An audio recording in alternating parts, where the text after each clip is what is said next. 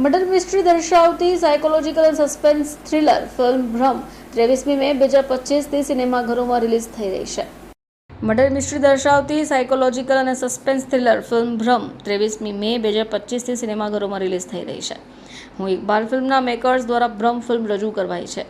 આ ગુજરાતી ફિલ્મના ઇન્ડસ્ટ્રીના જાણીતા ડિરેક્ટર પલ્લવ પરીખ દ્વારા નિર્દેશિત તથા લેખિત છે. ફિલ્મનું ટ્રેલર રિલીઝ થયું ત્યારથી ફિલ્મ ઉમંગભર્યો પ્રતિસાદ પણ મેળવી રહી છે. ફિલ્મની સ્ટોરી લાઇનની વાત કરીએ તો એક માયા નામની વ્યક્તિ જે 42 વર્ષીય મહિલા ડિમેન્શિયા નામની બીમારીથી પીડાય છે અને જ્યારે પોતાની દીકરી શ્રદ્ધાની હત્યાની સાક્ષી બને છે ત્યારે તેના જીવનમાં ઉથલપાથલ થઈ જાય છે.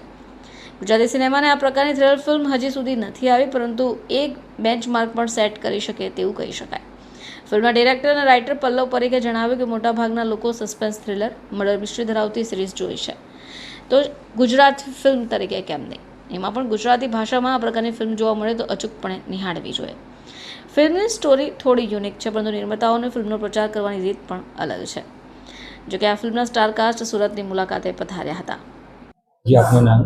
નમસ્કાર, મારું નામ છે મિત્ર ગઢવી. હું છું નિશ્મા સોની અને હું છું સોનાલી લેલી દેસાઈ. સર, આજની જે પ્રેસ કોન્ફરન્સ કરવામાં આવી, થોડું કંઈક ફિલ્મ વિશે જણાવશો. અમારી ફિલ્મ જેનું નામ ભ્રમ છે એ 23મી તારીખે આવતા શુક્રવારે રિલીઝ થઈ રહી છે. ડિમેન્શિયા મર્ડર મિસ્ટ્રી છે, જેમાં સોનાલીબેન માયાનું કિરદાર ભજવ્યું છે, જેમને ડિમેન્શિયા છે. હું એમના ઘરનો કેરટેકર છું અને નિશ્મા એમની ડોટરનું કેરેક્ટર ભજવે છે. અને એક નાનકડા ફેમિલીની વાત છે કે જે લોકો ખુશીથી જીવન જીવે છે. હું એમના પરિવારનું ધ્યાન રાખું છું બધી જ રીતે, કારણ કે ડિમેન્શિયામાં યાદશક્તિ નથી રહેતી.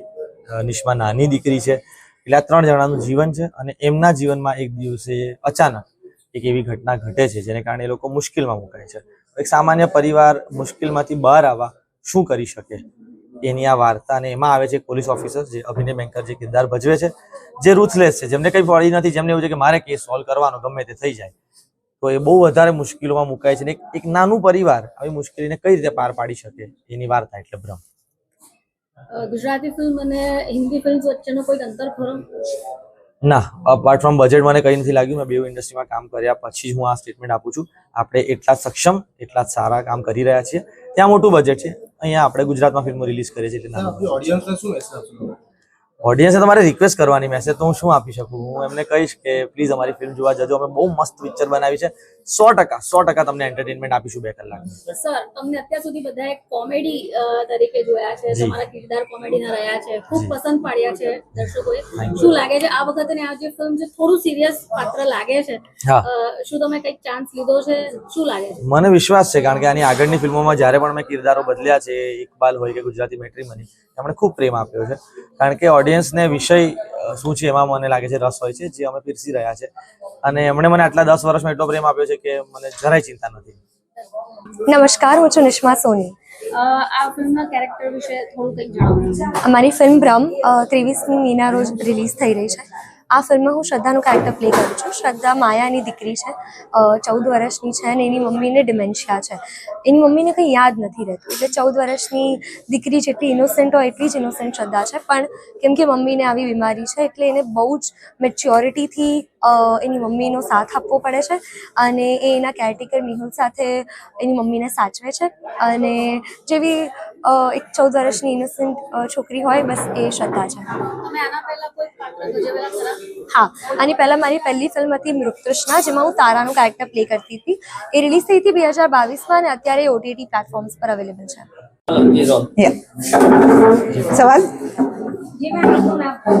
મારું નામ સોનાલી લેલી દેસાઈ.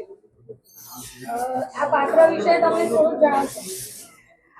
ભ્રમ જે ફિલ્મ 23 તારીખે આવવાની છે, એમાં મેં માયાનું કેરેક્ટર નિભાવ્યું છે. માયા એક ડિમેન્શિયા પેશન્ટ છે. ડિમેન્શિયા એટલે જેમની યાદશક્તિ બહુ ઓછી હોય, એમને હેલ્યુસિનેશન્સ થતા હોય, જે ઘટના ઘટી ના હોય એ ક્યારેક એમને દેખાય છે અને બહુ લાઈફ એમની કન્ફ્યુઝડ રહે છે એમના યાદશક્તિના કારણે. અમુક દિવસો બહુ જ સારા જાય ત્યારે લાઈફ એની એકદમ મસ્ત સારી રીતે જતી હોય છે, અને ક્યારેક એમની મેમરીનો પ્રોબ્લેમ આવી જાય એટલે આખું એમનું લાઈફ અપસાઇડ ડાઉન થઈ જાય છે. અને આવા સિચ્યુએશનમાં, આવા કેરેક્ટરિસ્ટિક્સમાં એમના ઘરે એક ઘટના ઘટે છે અને એની સાથે આ પાત્રનું શું રિલેશન છે, કેવી રીતના એ વસ્તુને હેન્ડલ કરે છે, માયાનું જે કેરેક્ટર છે એના લાઈફના 2 પિલર્સ છે. એક એમનો કેરટેકર જે છે જેનું નામ મેહુલ છે, અને બીજી એની દીકરી જે છે એ શ્રદ્ધા છે. તો એના પર બહુ ડિપેન્ડન્ટ છે માયાનું કેરેક્ટર, એમને બધી વસ્તુઓ યાદ અપાવવા માટે, એમનું કેર કરવા માટે. મેમ, લોકો હેલ્થને ઇશ્યુઝને અવગણતા નથી જ્યારે મેન્ટલ ઇશ્યુઝને અવગણે છે, શું લાગે છે આપને? This film basically mental issues ને લઈને નથી, એ એક કેરેક્ટરને લઈને છે જેને આ ઇશ્યુ છે. તો આવા ઇશ્યુ સાથે એ સિચ્યુએશનને કેવી રીતના હેન્ડલ કરે છે એની આ વાર્તા છે, અને does not focus health issue પર કે મેન્ટલ હેલ્થ ઇશ્યુ પર આ ફોકસ નથી કરતી, પણ આ ફ્લો સાથે આ કેરેક્ટર કેવી રીતના એના ગિવન સર્કમસ્ટન્સીસને નિભાવે છે એની આ સ્ટોરી છે. Bureau report, channel live witness.